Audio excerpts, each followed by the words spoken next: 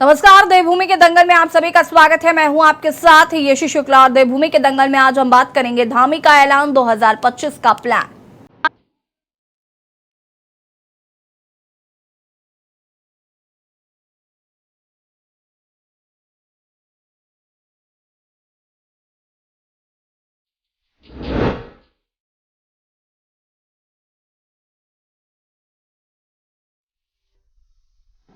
धामी सरकार ने उत्तराखंड में प्रस्तावित ग्लोबल इन्वेस्टर समिट के लिए तैयारी तेज कर दी है। इसी के तहत मुख्यमंत्री पुष्कर सिंह धामी की अध्यक्षता में सलाहकार समूह की बैठक आयोजित की गई, जिसमें सरकार ने इस समिट में 2.5 लाख करोड़ रुपए का निवेश आने का लक्ष्य तय किया है। आपको बता दें कि मुख्यमंत्री सलाहकार समूह की हुई पहली बैठक में 8-9 दिसंबर को प्रस्तावित उत्तराखंड ग्लोबल इन्वेस्टर समिट 2023 को लेकर गहन मंथन किया गया। बैठक में औद्योगिक निवेश और रोजगार बढ़ाने के साथ ही राज्य की आर्थिकी को विस्तार देने की भी कार्य योजना बनाई गई। इस दौरान सीएम ने कहा कि सरकार निवेशकों को राज्य के पर्वतीय क्षेत्रों में निवेश के लिए प्रोत्साहित करना चाहती है। इससे पर्वतीय क्षेत्रों में रोजगार के अवसर बढ़ेंगे और पलायन भी रुकेगा। सीएम ने कहा कि उत्तराखंड को वर्ष 2025 तक देश का अग्रणी राज्य बनाने का लक्ष्य रखा गया है और इस लक्ष्य को हासिल करने में उद्योग जगत से जुड़े लोगों की महत्वपूर्ण भूमिका होगी। वहीं एक तरफ जहां सरकार ग्लोबल इन्वेस्टर समिट की तैयारियों में जुटी है, तो दूसरी ओर विपक्ष ने इस समिट को सिर्फ एक इवेंट बताकर इस समिट को जनता के पैसों की बर्बादी बताया है। वहीं इन्वेस्टर समिट की तैयारियों के बीच मुख्यमंत्री पुष्कर सिंह धामी दिल्ली पहुंचे, जहां मुख्यमंत्री समिट के संबंध में कई केंद्रीय मंत्रियों से भी मुलाकात करेंगे। भाजपा को पूरी उम्मीद है कि सीएम धामी के दिल्ली दौरे से राज्य को केंद्र से बड़ी सौगात मिल सकती है। आज हम इसी मुद्दे पर चर्चा करेंगे। उससे पहले रिपोर्ट।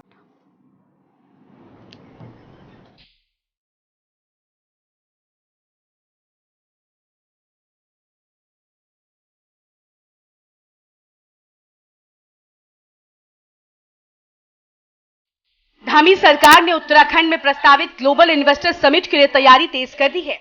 इसी के तहत मुख्यमंत्री पुष्कर सिंह धामी की अध्यक्षता में सलाहकार समूह की बैठक आयोजित की गई, जिसमें सरकार ने इस समिट से 2.5 लाख करोड़ का निवेश आने का लक्ष्य तय किया है।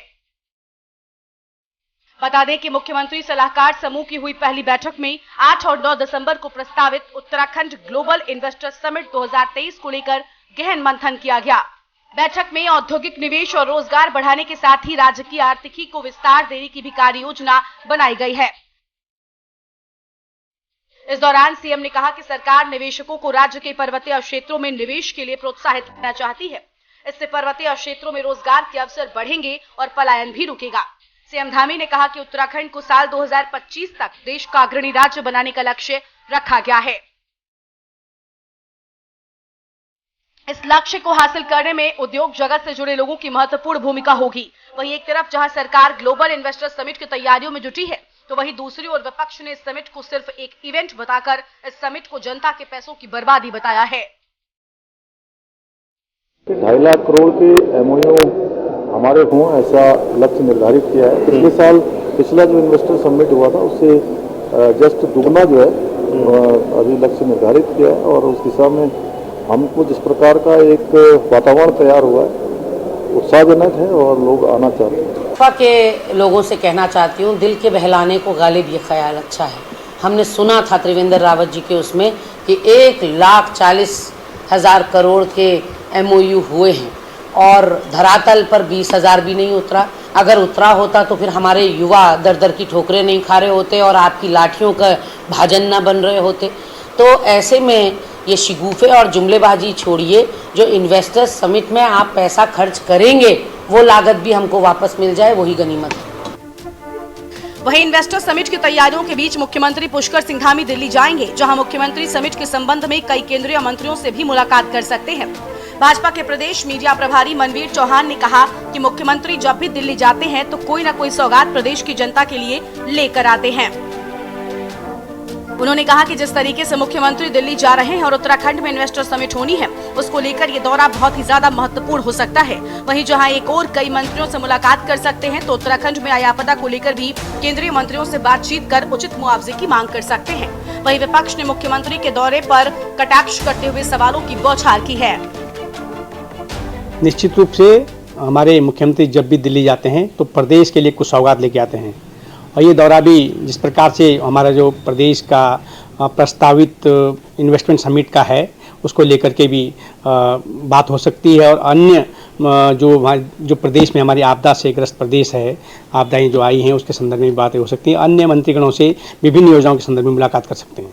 भाजपा कब तक उम्मीद लगा के बैठेगी? मुख्यमंत्री तो रोज़ दिल्ली जा रहे हैं, हर तीसरे दिन दिल्ली जा रहे हैं। ला क्या रहे हैं ये बता दो पहले। कोई बड़ी इंडस्ट्री लाए यहाँ, बड़ा कोई प्रोजेक्ट यहाँ पर लाए? बड़ी बात करते हैं कांग्रेस की देन है ऋषिकेश कर्णप्रयाग रेल लाइन। अगर आप इतने बड़े खैरख्वाह इस प्रदेश के हैं तो टनकपुर बागेश्वर रेल लाइन का क्या होगा? मुख्यमंत्री जी ने अभी घोषणा भी की है। वहाँ जो रामनगर से गैरसैंण की रेलवे लाइन का क्या होगा? कुछ ऐसे बड़े प्रोजेक्ट लाएं तो हम समझेंगे मुख्यमंत्री कुछ हमारे लिए प्राप्त कर रहे हैं। 5,000 करोड़ के लगभग जीएसटी का हमको नुकसान हो रहा, उसका कंपनसेशन आज तक नहीं मिला। तो क्या करने आप दिल्ली जा रहे हो? कुल मिलाकर उत्तराखंड में साल 2018 के बाद साल 2023 में एक बार फिर से इन्वेस्टर समिट होने जा रही है। सवाल ये है कि क्या पहले हुई इन्वेस्टर समिट से राज्य में निवेश आया? क्या धामी का राज्य में 2.5 लाख करोड़ रुपए के निवेश का सपना साकार होगा?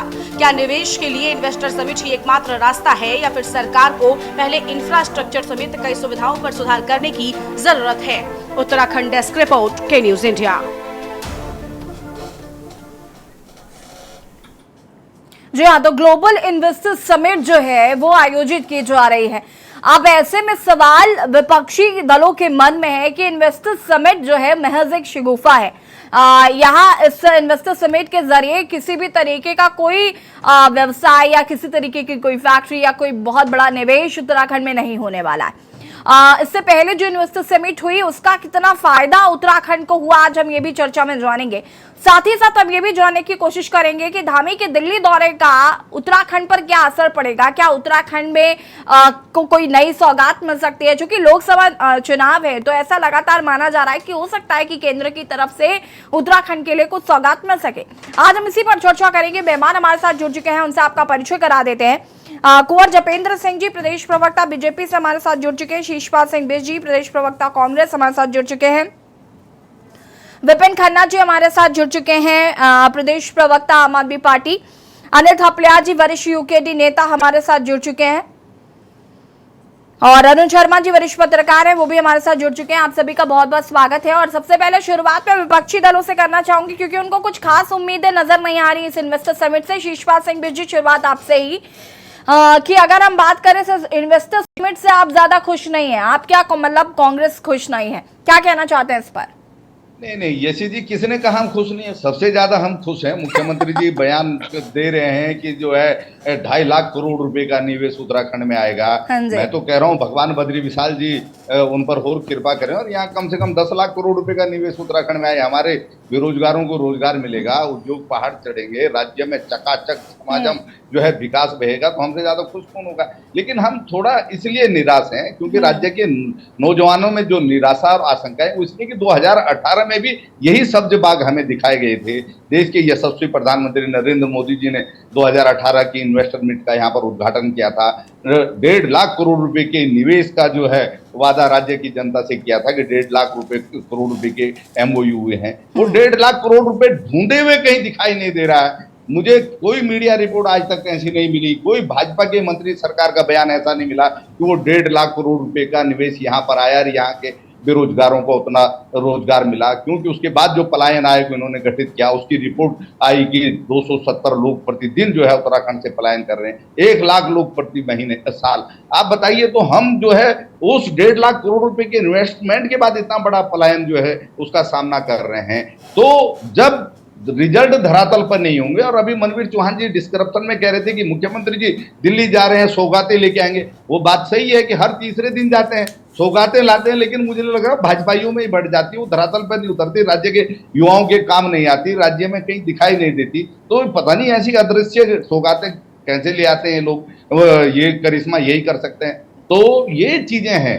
तो 2018 में आपने देखा 100 करोड़ रुपए खर्च हुए थे उस इन्वेस्टर मीट पे, राज्य की जनता की गाड़ी कमाई का, उसका रिजल्ट जो है बड़ा सा जीरो है। अब 2023 में ये बात हो रही है। मैं तो भगवान से प्रार्थना कर रहा हूँ, बद्री विशाल जी और केदारनाथ जी से, कि धामी जी पर कृपा रखे और ये निवेश उत्तराखंड की धरती पर उतरे और ये दिखाई दे हमारे प्रदेश में। केवल बयानबाजी तक घोषणा तक जो है चलिए। सीमित ना रहे। उस समय भी सिंगल विंडो की बात हुई थी, उस समय भी तमाम जो है सब विभाग हम लोगों ने देखे थे, हम सबसे ज्यादा उत्साहित होने वाले लोगों में थे। लेकिन आज जब निराश होते हैं, जब कहीं 1 रुपया जो है राज्य में निवेश के नाम पर नहीं देखते हैं, हमारे बेरोजगार जो यहाँ लाठी डंडों से पीटे जा रहे हैं रोजगार के लिए, तो ये हमें अच्छा लगता है? आप बताइए। तो हमारा तो विपक्ष होने के नाते सवाल खड़ा काम करना है। और क्योंकि जनता हमसे उम्मीद रखती है कि हम जनता की आवाज को उठाएं, बेरोजगारों की आवाज को उठाएं, तो सरकार को जो है 2018 के निवेश पर सबसे पहले व्हाइट पेपर जारी करना चाहिए, बताए तो सही कि भाई हमने ये किया। तब जो है 2025 के जो है हम जो मिशन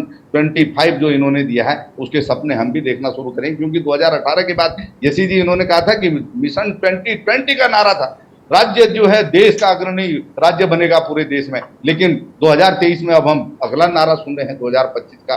तो ये नारे आगे ना बढ़े, धरातल पर काम दिखाई दे, वो निवेश दिखाई दे, वो उद्योग दिखाई दे, हमारे बेरोजगारों को रोजगार मिलता हुआ दिखाई दे। हम भगवान से केवल इतनी प्रार्थना करते हैं यशी जी कि केवल जो है जुमलेबाजी से ये सरकार बाहर निकलना कब सीखे। और अगर बाहर आ गई, राज्य में अगर उद्योग आ गए, वास्तव में इन्वेस्टमेंट आया, तो बहुत अच्छी बात है। मेरी शुभकामनाएं हैं जपेंद्र जी। ठीक है, विपिन खन्ना जी क्या कहना चाहते हैं? यशी जी, सवाल तो वही है, कौन नहीं चाहेगा कि उत्तराखंड में डेवलपमेंट हो, इन्वेस्टमेंट हो, पहाड़ों पे बेरोजगारों को रोजगार मिले, सुविधाएं मिले, हॉस्पिटल खुले, स्कूल खुले।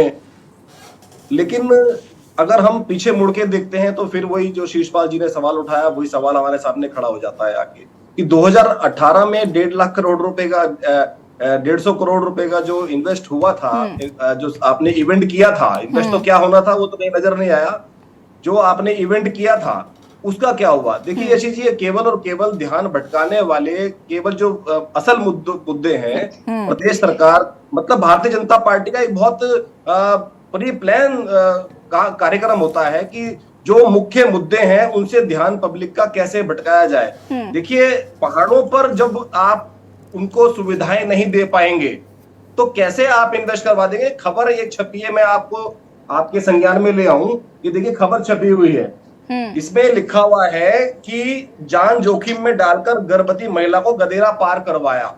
मतलब लकड़ी के पुल बनाकर उन जो ग्रामीण है उन्होंने गर्भवती महिला को एक गदेरे को पार करवाया। तो हालात उत्तराखंड के तो हमारी अखबारें बता रही हैं, हमारे सिस्टम के हालात हमारी अखबारें बता रही हैं, तो कुछ कहने की जरूरत नहीं है। पहाड़ों पे जब तक आप सुविधाएं नहीं देंगे, पहाड़ों पर स्कूल नहीं, पहाड़ों पे हॉस्पिटल नहीं, पहाड़ों पर सड़कें नहीं, बिजली नहीं, पानी नहीं, आप कह रहे हैं इन्वेस्टर आकर यहाँ पर इन्वेस्ट करेंगे। पहले आपने 1.5 लाख करोड़ का सपना दिखाया, अब आप 250 करोड़ का सपना दिखा रहे हैं। केवल सपनों की सरकार है, जुमलों की सरकार है, और ये जुमलोबाजी से समझ नहीं आ रहा कब बाहर आएगी। प्रदेश का बेरोजगार सड़कों पर पिट रहा है, महंगाई चरम पर है, इनकी स्मार्ट सिटी नदियों में बह रही है, इनके पुल टूट के गिर रहे हैं।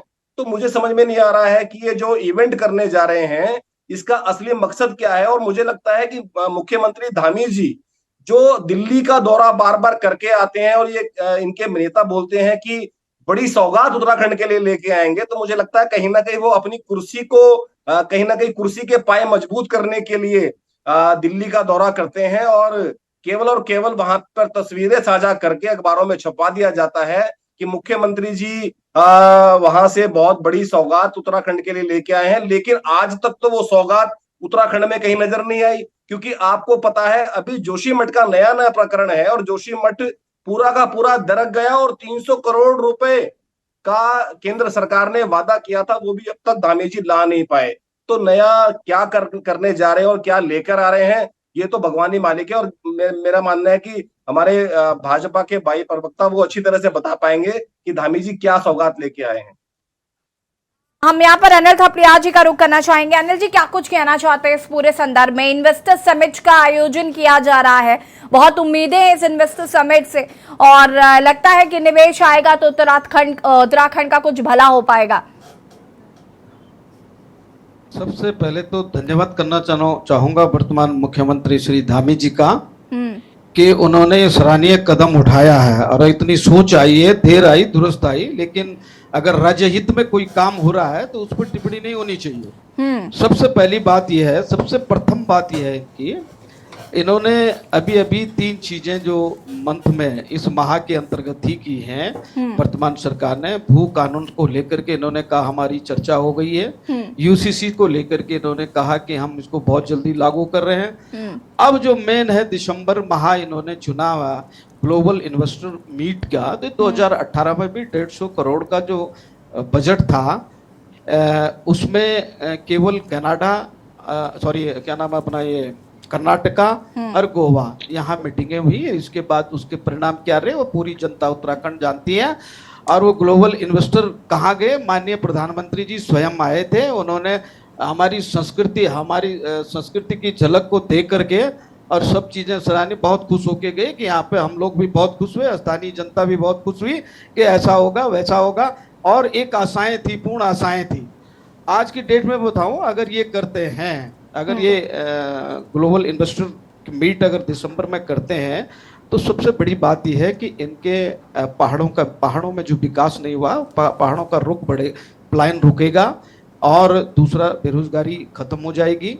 तीसरी बात, उत्तराखंड में जो राज्य की औद्योगिक अगर वो निवेश करना चाहते हैं तो पहाड़ों में बड़ा उद्योग न लगा के छोटा उद्योग के लिए अगर प्रेरित करें उनको, तो मैं समझता हूं कि निश्चित तौर पे क्षेत्र का विकास होगा और अच्छी सोच के साथ ये आगे बढ़ सकते हैं। पर मुझे जो लगा इस एजेंडे में, ये टोटल 2024 का पू लगा है, इलेक्शन चुनाव का जो है, ये लगा है कि अब क्या होगा क्या होगा क्या होगा। यूसीसी फेल हो गया, अब भू कानून भी बहुत समय लगेगा। तो इससे पहले कि हम इन्वेस्टर जो है ग्लोबल इन्वेस्टर मीट करवा देते हैं, तो जनता का दिमाग विकास के कार्यों से हट करके इधर डाइवर्ट हो जाएगा।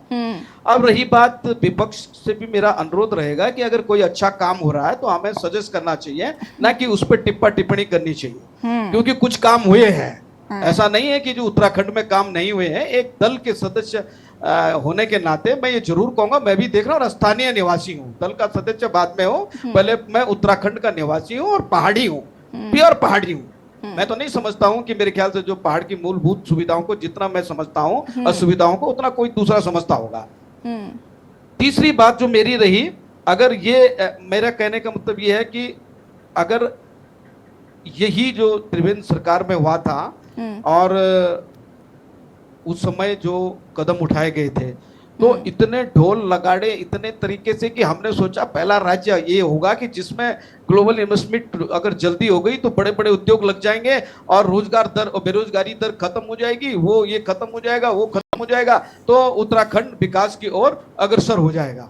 और निश्चित तौर पे है कि 29-30 राज्यों में हमारा राज्य एक शीर्ष पर रहेगा विकास के क्षेत्र में। लेकिन 7 साल 22 साल तो राज्य को बने हो गए, लेकिन 7 साल वर्तमान सरकार के हो गए, तो 7 साल में ऐसा मुझे लगता नहीं कि कोई इतना बड़ा जो 3 चुनौतियों में से एक चुनौतियां भी इन्होंने जो रही है इनके सामने, उस पर कोई गंभीरता से और कोई ठोस कदम और कोई ठोस रणनीति तैयार की हो और उस पर कार्य किया हो सरकार ने। जैसे कि पलायन का था, जैसे कि बेरोजगारी का था, जैसे कि आपदा का था। इन तीनों पे किसी एक पर भी कर सकते हैं। अब पर्यटन हमारे यहाँ उत्तराखंड में इतना बड़ा स्कोप है, इतना बड़ा स्कोप है कि अगर सरकार थोड़ा ठोस नीति अगर इस पे रणनीति तैयार करे तो आधा पलायन आधा बेरोजगारी यही खत्म हो जाएगी। लेकिन वो भी ध्यान नहीं है। कुछ जिले ऐसे हैं जो हमारे यहाँ वो आते हैं, सैलानी आते हैं, जिले तो नहीं कहूंगा मैं, स्थान है रुद्रप्रयाग जनपद में है,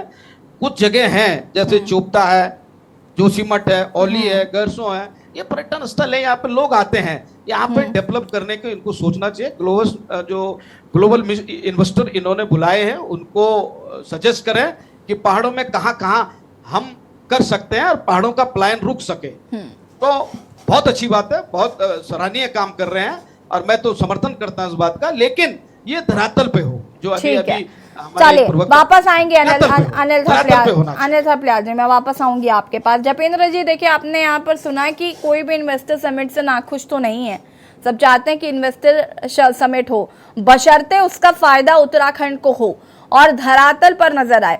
पिछली बार जो इन्वेस्टर समिट हुआ उसका कितना असर जो है वो उत्तराखंड पर पड़ा, या कितने उद्योग लग गए, या क्या कुछ उसके फायदे हुए, ये भी मैं आज जरूर जानना चाहूंगी कि आखिर कितना असर हुआ था उसका, जिसकी वजह से ये दूसरी बार प्लान किया जा रहा है और उसमें भी हम कितना निवेश देख पाएंगे, क्योंकि एजेंडा तो बहुत बड़ा है लेकिन वो पॉसिबल कितना हो पाएगा धरातल पर, ये भी जानना समझना बहुत जरूरी है।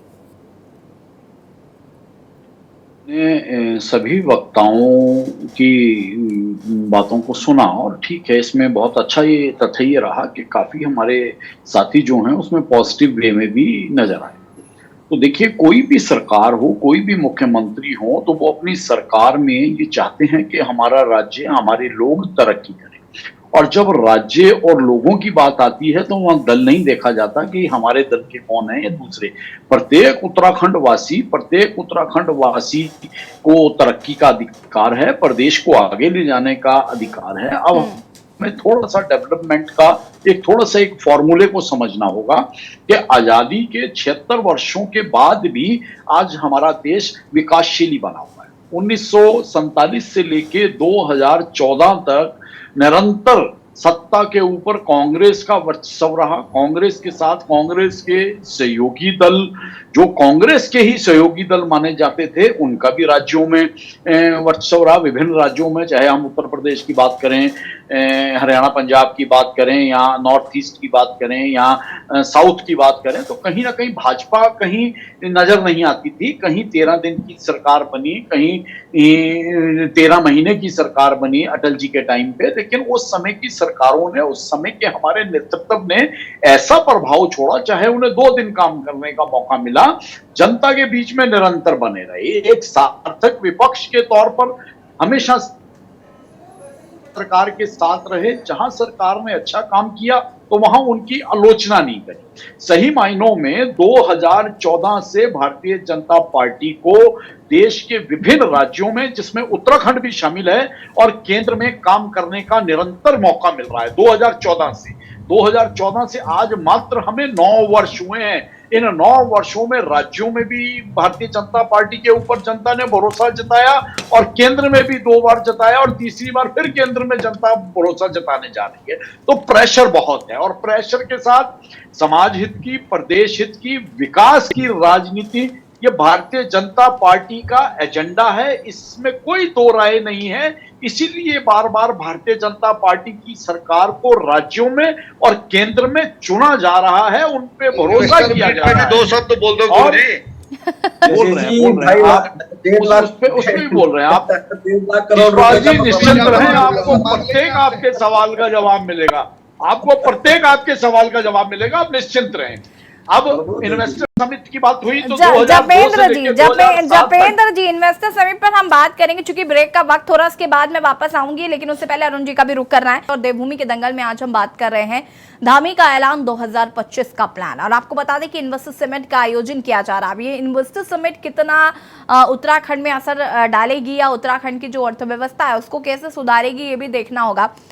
मैं यहाँ पर अरुण शर्मा जी का रुख करना चाहती हूँ। अरुण जी, क्या कुछ कहना चाहते हैं इस इन्वेस्टर समिट को, साथ ही साथ धामी जी का जो दिल्ली दौरा इसको लेकर? उसके बाद मैं इन्वेस्टर समिट पर आपसे जपेंद्र जी जवाब लूंगी जरूर। अरुण जी देखिए यशी जी, पिछला इन्वेस्टर समिट हमने देखा था, यहाँ देहरादून के महाराणा प्रताप स्टेडियम में हुआ था, और तमाम बीजेपी के बड़े नेता, तमाम उद्योगपति आए थे।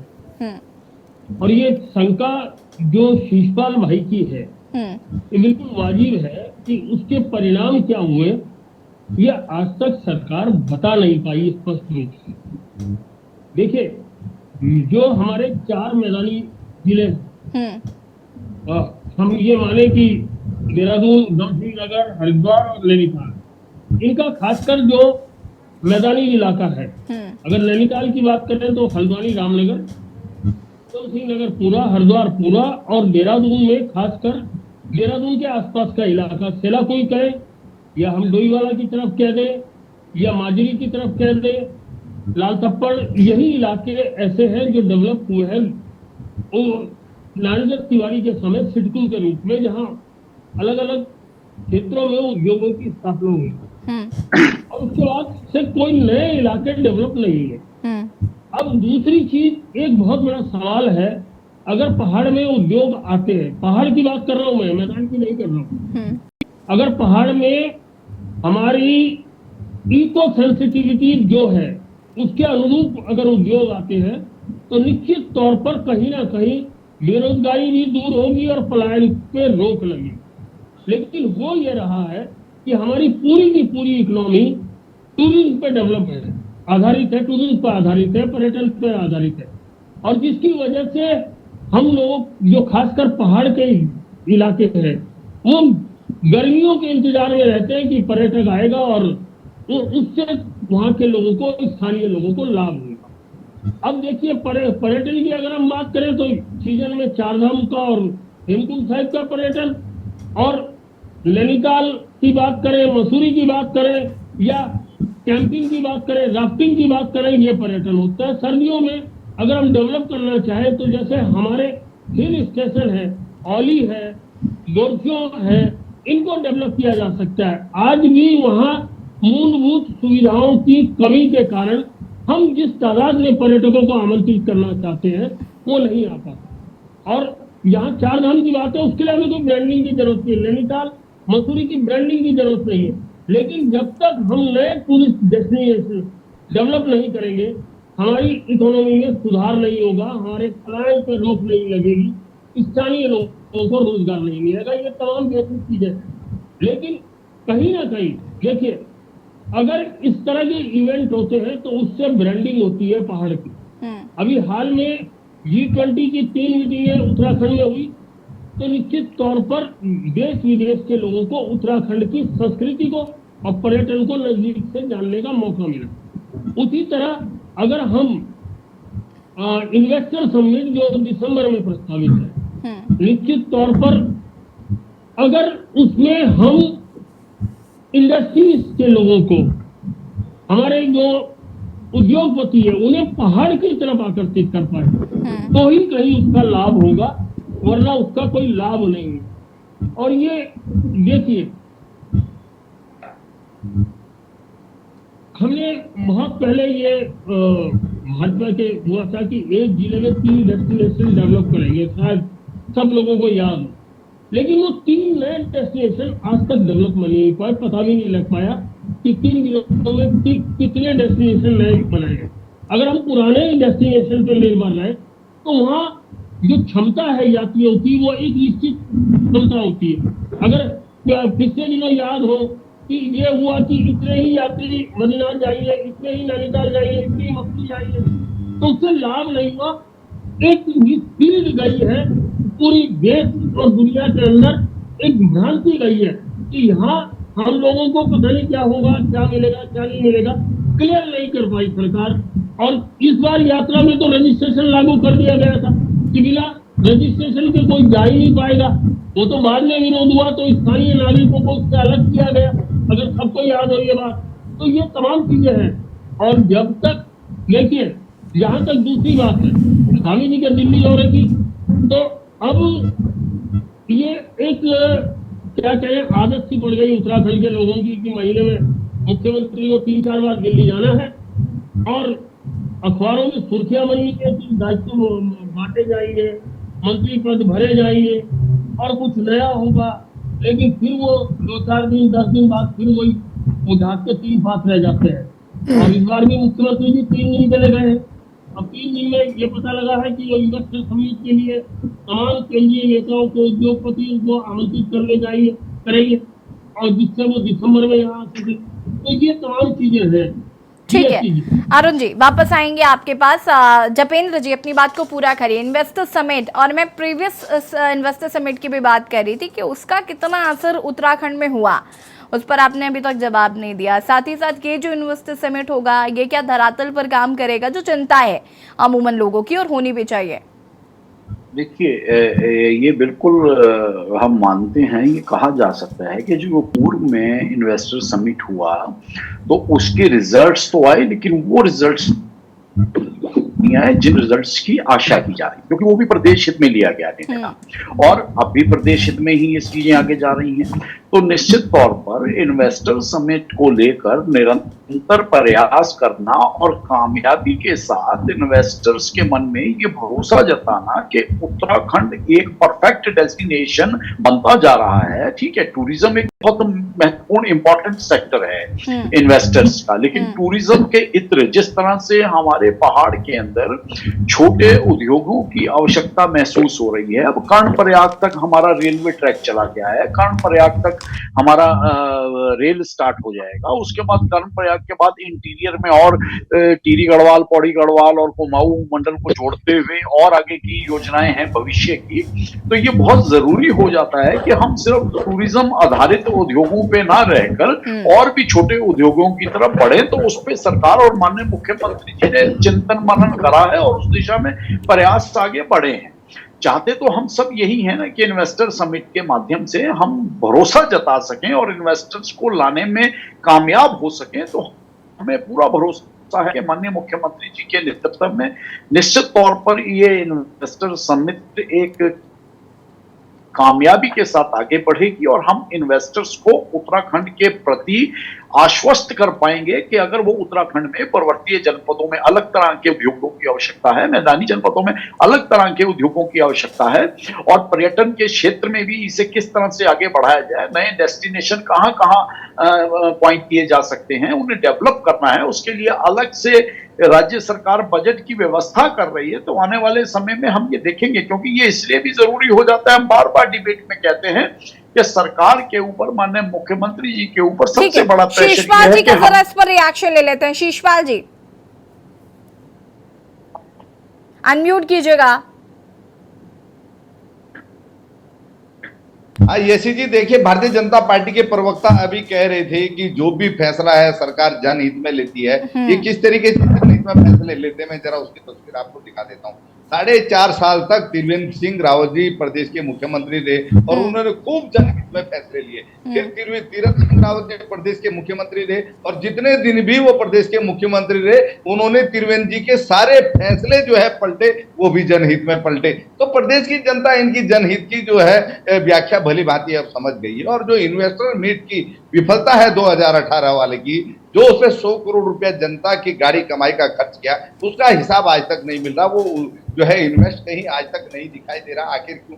मैं तो बार बार कह रहा हूं कि भाई उस पर सरकार को जो है व्हाइट पेपर जारी करना चाहिए। आखिर दूध का दूध और पानी का पानी तो हो सके, प्रदेश के मीडिया को भी पता लगे कि वो 1.5 लाख करोड़ रुपया कहाँ लगा, विपक्ष को भी पता लगे और जनता को भी लगे। लेकिन जपेंद्र जी जवाब देना चाहते हैं। जपेंद्र जी का सुन लेते हैं जरा। जपेंद्र जी, सरकार और माननीय मुख्यमंत्री पूरी इसके बाद अनिल जी आते हैं। पूरी पारदर्शिता के साथ काम कर रहे हैं, इसमें कोई दो राय नहीं है। एक एक चीज को बिल्कुल क्लियर किया जा रहा है और ये वर्तमान मुख्यमंत्री इन चीजों को लेकर, पिछली गलतियों को लेकर या पिछली जो संभावनाएं हम कैश नहीं कर पाए, तो निश्चित तौर पर ये यकीन मानिए और ये भरोसा रखिए कि सरकार और मुख्यमंत्री संजीदगी के साथ काम कर रहे हैं। सिर्फ थोड़े से पेशेंस की आवश्यकता है और उसके अच्छे रिजल्ट्स निकल कर आ भी रहे हैं और भविष्य में और तेजी से आए। ठीक है, शिशपाल जी अनम्यूट कीजिएगा। यशी जी, भाजपा के प्रवक्ता से पूछिए कि त्रिवेंद्र सिंह रावत जी पारदर्शिता से फैसले नहीं ले रहे थे, या जो उनके फैसलों को पलट रहे थे तीरथ सिंह रावत जी, वो पारदर्शिता से फैसले नहीं ले रहे थे, या अब जो ये मुख्यमंत्री हैं धामी जी, ये पारदर्शिता से फैसले ले रहे हैं, इसका भविष्य में क्या परिणाम होगा? ये तो प्रदेश की जनताओं को इसीलिए आशंकाएं हैं क्योंकि आपके 3 मुख्यमंत्रियों का 3 तरीके का जो है मुखौटा प्रदेश की जनता ने देख लिया, उनकी कार्यशैली देखी है। तो भविष्य में हमें जो है पिछले झटके दोबारा से ना लगे, बहुत सोच समझ के कदम रखने की आवश्यकता है। जो पिछली बार के अनुभव हैं उनसे सीखने की आवश्यकता है और वास्तव में ये इन्वेस्टमेंट कैसे धरातल पर उतरे, ये एनडी तिवारी जी के कार्यकाल से जपेंद्र जी जवाब दीजिए। देखिए, एक होता है शंका का निवारण करना और एक होता है लकीर को पीटते जाना।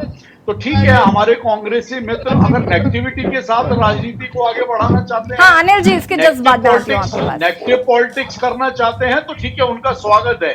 लेकिन भारतीय जनता पार्टी की वर्तमान सरकार और वर्तमान मुख्यमंत्री पॉजिटिविटी के साथ प्रदेश के हित में, प्रदेश की जनता के हित में, प्रदेश के विकास के हित में निरंतर कार्य कर रहे हैं। उसके नतीजे आ रहे हैं और भविष्य में और अच्छे नतीजे निकल कर सामने आए। चलिए अनिल जी अपनी बात को पूरा करिए आप, इसके बाद विपिन जी आपके पास आती हूँ मैं। भरोसा है सरकार पे, जनता का पूरा भरोसा है। मैं जतिन जी से कहना चाहूंगा कि भरोसा पूरा है, लेकिन वो भरोसा धरातल पे होना चाहिए। जैसे कि अभी मैंने गिनवाए, भू कानून, यूसीसी और ग्लोबल इन्वेस्टर मीट पिछली भी हुई थी, तो उसका क्या रहा? आपने 2.5 लाख करोड़ का इन्वेस्टर लक्ष्य रखा है, तो ये इसके लिए कोई एक्शन प्लान बनाया होगा? कहाँ ये लगेगा, किन इन्वेस्टरों को कहाँ हम जगह बताएंगे, कैसे प्लान पे अंकुश लगेगा, बेरोजगारी रुकेगी, ये इन सब के लिए आपने एक्शन प्लान बनाए होंगे। अब जहां तक प्लान की बात है, आज तक आपकी सरकार 9 नवंबर 2000 का राज्य का गठन हुआ था, उससे पहले भी प्लान था, लेकिन उसके बाद इतनी तीव्र गति से प्लान बढ़ा है कि प्लान का रेशियो जो है, दर जो है 36.2% हुआ है। 6338 गांव तो अस्थायी प्लान है। 1702 गांव तो अभी तक वीरान हो चुके हैं, जो पहाड़ के हैं। पहाड़ की बात कर रहा हूं, वो कुमाऊं गढ़वाल की। अब आप ये बताइए कि प्लान पे कहां अंकुश लगा है? केवल इन्वेस्टर मीटिंग या उसको उद्योगपतियों को बुलाना, उनकी आवा भक्ति करना, जनता के पैसे का यूटिलाइज करना, ये पैसा कहीं रिजल्ट आए तो जनता भरोसा करेगी। और आगे आप, अगर आप पे भरोसा जताया है पूर्व में, तो आगे भी जताएंगे अगर आपको लगता है।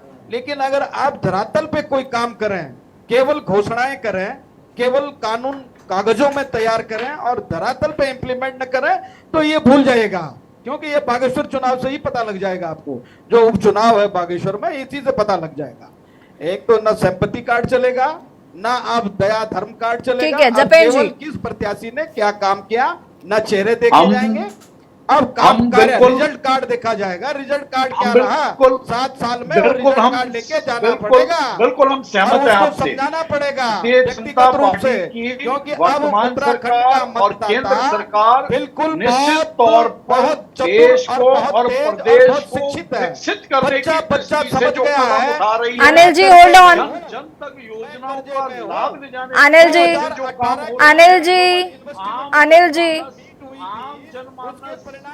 अनिल जी प्लीज।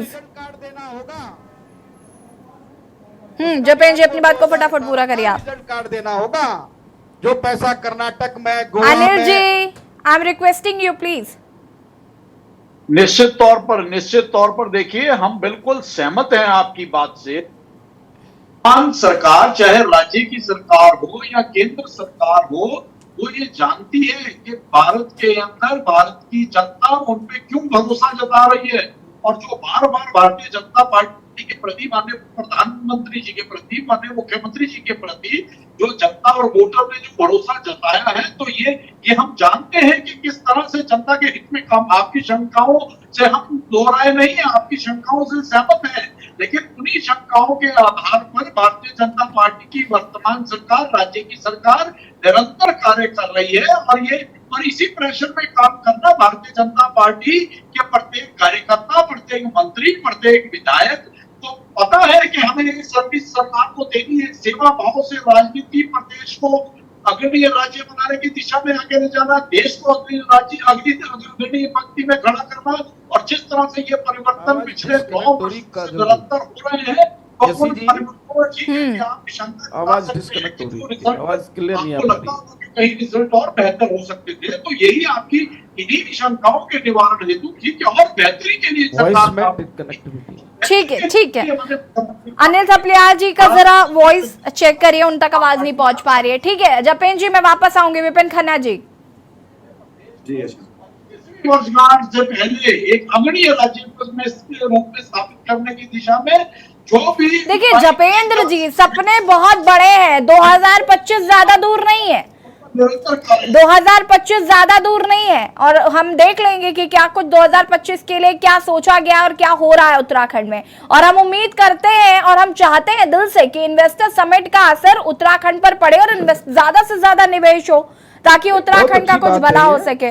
यशी जी, बहुत अच्छी बात है कि 2025 तक इन्होंने देश का अग्रिम राज्य बनाने का लक्ष्य लिया है, लेकिन उस लक्ष्य को तय कैसे होगा? एक्शन प्लान, स्ट्रेटेजीज जो इन्वेस्टर अनिल जी एक सेकंड रुकिएगा, मैं विपिन खन्ना जी से बात कर रही थी, मैं वापस आऊंगी आपके पास।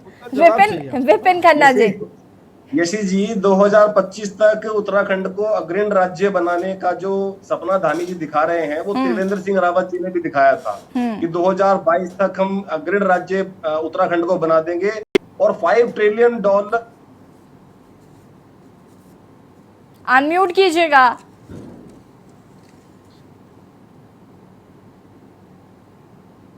विपिन जी की आवाज नहीं आ पा रही है हम तक। अनम्यूट करने को कहे मैम। विपिन जी अनम्यूट कीजिए, आपकी आवाज नहीं आ पा रही है।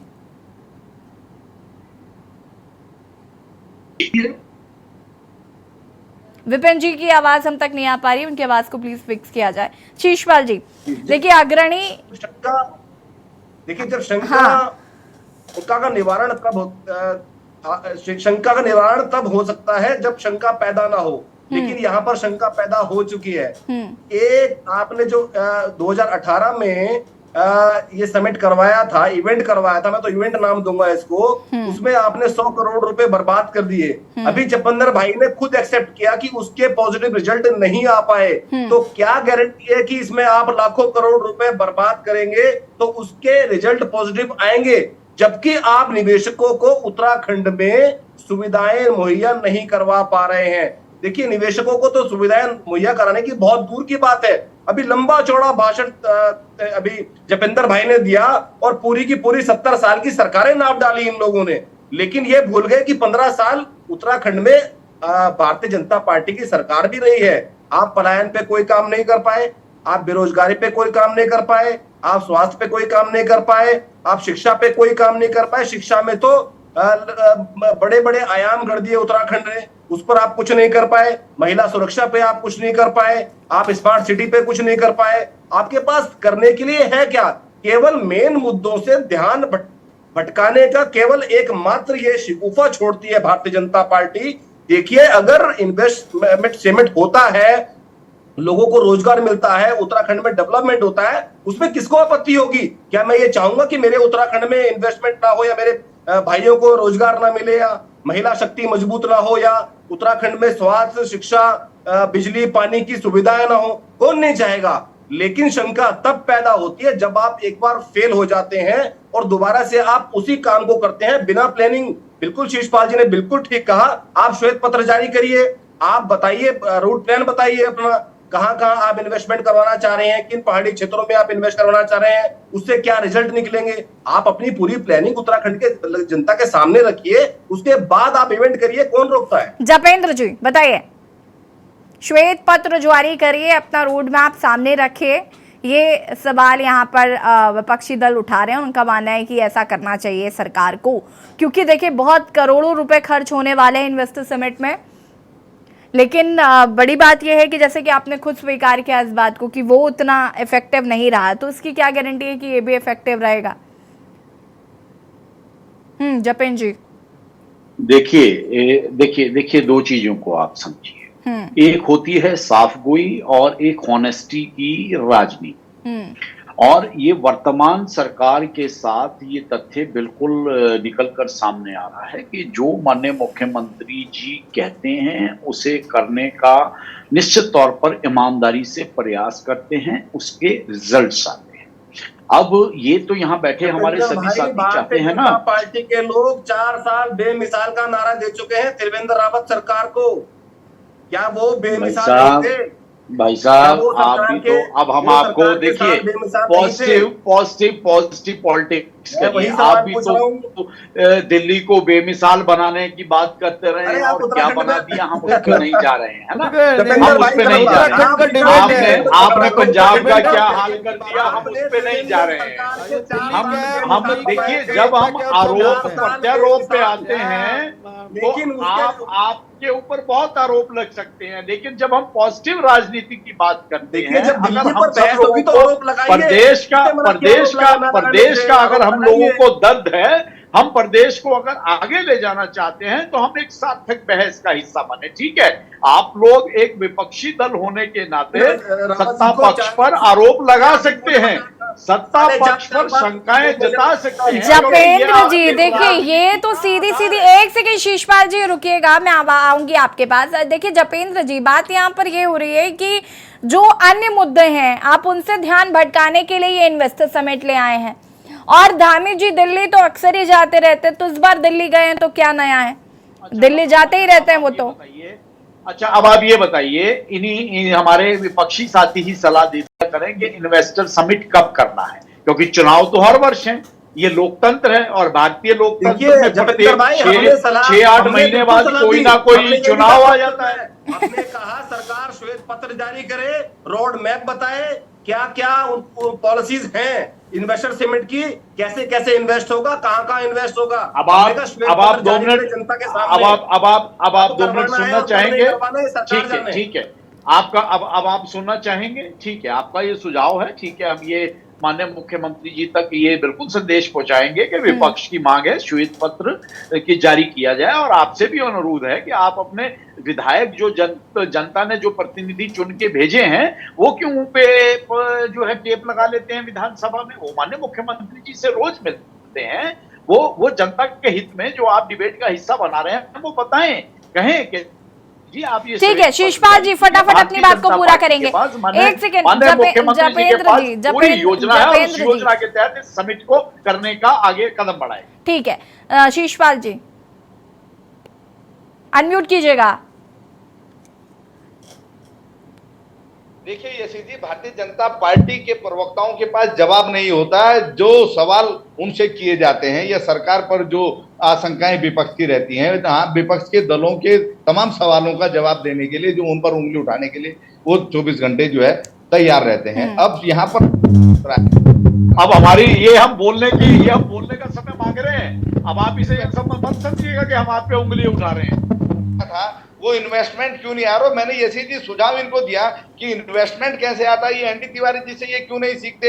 एनडी तिवारी जी ने कौन सा इन्वेस्टर मीट किया जो देहरादून, हरिद्वार और उधम सिंह नगर में इतने बड़े बड़े सिडकुल आपको नजर आते हैं, राज्य के हजारों नौजवान जो उसमें रोजगार पाते हुए आपको नजर आते हैं। तो बिना जो है हो हल्ले के भी जो है इन्वेस्टमेंट लाए। फटाफट शिषपाल जी अपनी बात को पूरा करिए, आप वक्त की चूंकि कमी है चाहिए, और वो जो है कार्यकुशलता जो है सरकार यहाँ पर क्यों नहीं दिखा दे रही है। जपेंद्र जी फटाफट अपनी बात को पूरा करिए, जपेंद्र जी फटाफट अपनी बात को पूरा करिए आप। विपक्ष की शंकाएं ये कभी खत्म नहीं होंगी, क्योंकि विपक्ष ने 1947 से लेके 2014 तक ऐसी ही राजनीति की है, लेकिन आज जब सार्थक और जनता के हित की, प्रदेश के हित की राजनीति को नए आयाम दिए जा रहे हैं, माननीय मुख्यमंत्री धामी जी भरसक प्रयास कर रहे हैं प्रदेश को अग्रणी राज्य के रूप में विपिन जी सुनिए, वक्त की कमी है, पेट में दर्द होगा। अनिल जी फटाफट अपनी बात को पूरा करेंगे, उसके बाद अरुण शर्मा जी आपके पास आती हूँ मैं। अनिल जी फटाफट अपनी बात को पूरा करिएगा आप। ऐसा है कि आप बहुत अच्छी बात है कि ग्लोबल इन्वेस्टर मीट हो रही है, ये बहुत अच्छी बात है, पुनः मैं आपको अग्रिम बधाइयां देता हूं। पर आप अपना रोड मैप, जैसे अभी हमारे प्रवक्ता जी ने बताया विपक्ष के, कि रोड मैप के साथ साथ एक्शन जो प्लान होता है, स्ट्रेटजीज होगी इनके पास कि इन्वेस्टर को कहाँ कहाँ पैसा लगाने को कहा जाए, और जिससे प्रदेश की आमदनी, प्रदेश की आर्थिक स्थिति मजबूत हो। और जो मुद्दों पे हमने पुनरावृत्ति में नहीं करना चाहूंगा, पलायन, रोजगार और स्वास्थ्य व्यवस्थाएं दुरुस्त हो, इन पे थोड़ा सा जोर दें। और अगर प्रैक्टिकल बात है और 2018 वाला रिपीट ना हो तो बहुत अच्छी बात है, शुभकामनाएं। ठीक है, उत्तराखंड अंतिम प्रतिक्रिया में यहाँ पर अरुण शर्मा जी की लेना चाहूंगी। अरुण जी फटाफट कम शब्दों में अपनी बात को प्लीज पूरा करेगा। अंतिम प्रतिक्रिया आपकी। आक्रोश में रहा है, जनता के हितों में। ठीक है अनिल जी, अरुण शर्मा जी।